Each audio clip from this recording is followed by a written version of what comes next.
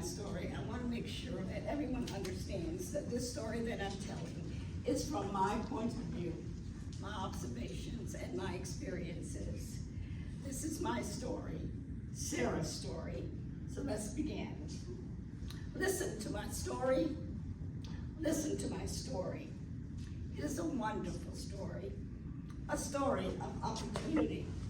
A story of change, courage, roadblocks, chaos, determination, and victory. This story happened right here in Farmville, North Carolina, by way of Falkland, North Carolina. A story that began nearly 60 years ago. My name is Sarah Elizabeth Gorham Smith. I currently live in Charles County, Maryland. Charles County is located about 35 miles south of Washington, D.C. I am also a 40-year retired educator. And the focus of my story tonight happened in the fall of 1965.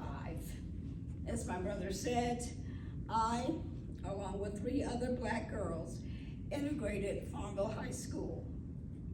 The town hall here in Farmville, now in Farmville is where Farmville High School was. To help you fully understand my story, let me share some background information. Before 1965, our country was racially divided between white and Black citizens. This was basically the law of the land, segregation between whites and Blacks. A time when whites went to white schools and were taught by white teachers, Black students went to Black schools and were taught by Black teachers. This policy was called separate but equal. As a youngster, I spent a lot of time in my community playing with both Black and white students. I often wondered why it was that we could play together, but we went to different schools and different places of worship. Sometimes I would even have the nerve to ask the question, and the answer that I received was, "Oh, that is just the way it is." That answer made no sense to me. During the 1960s, our country began to experience unrest and major eruptions against the status quo. The country then was just reeling from the death of John Fitzgerald Kennedy, our 35th president. The war in Vietnam was taking place, and young men who fought in Vietnam sometimes never returned. People began to question the administration about equal laws and equal rights. Various organizations popped up in the country, such as the hippies, Black Power, and the civil rights movement in the South drew attention of both the newspapers and the nightly news. During this time of unrest, something wonderful happened to change my life. In 1964, I was a freshman at H.B. Suggs High School in Farmville, North Carolina. President Lyndon Baines Johnson, 36th President of the United States, signed into law the 1964 Civil Rights and Voting Act. This act prohibited discrimination between races. This law stated that this is the end of segregation of public places and public schools.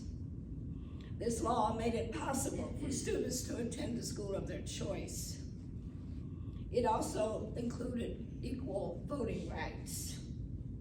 Now, this law did not sit well with many citizens, and mayhem and chaos developed across the country, especially in the South. Excitement and opportunity spread like wildfire in the Black community.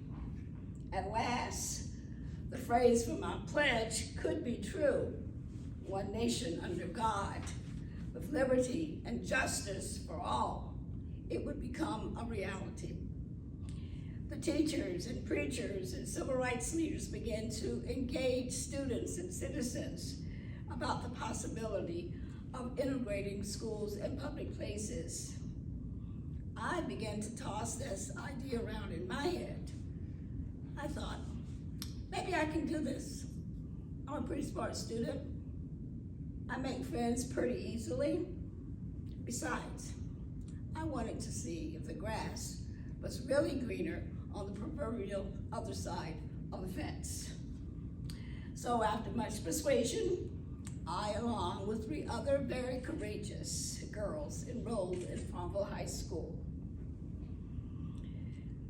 This act changed the segregation laws of Pitt County schools.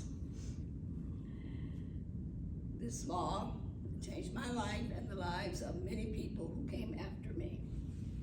So began my journey, an unforgettable journey. Not an easy journey.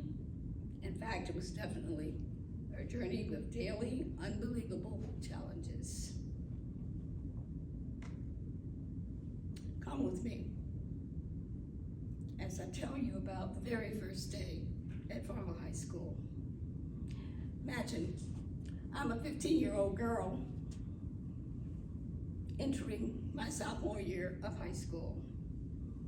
Believe me, nothing that I had ever dreamed of occurred that day. Nothing had prepared me for the reception that I got.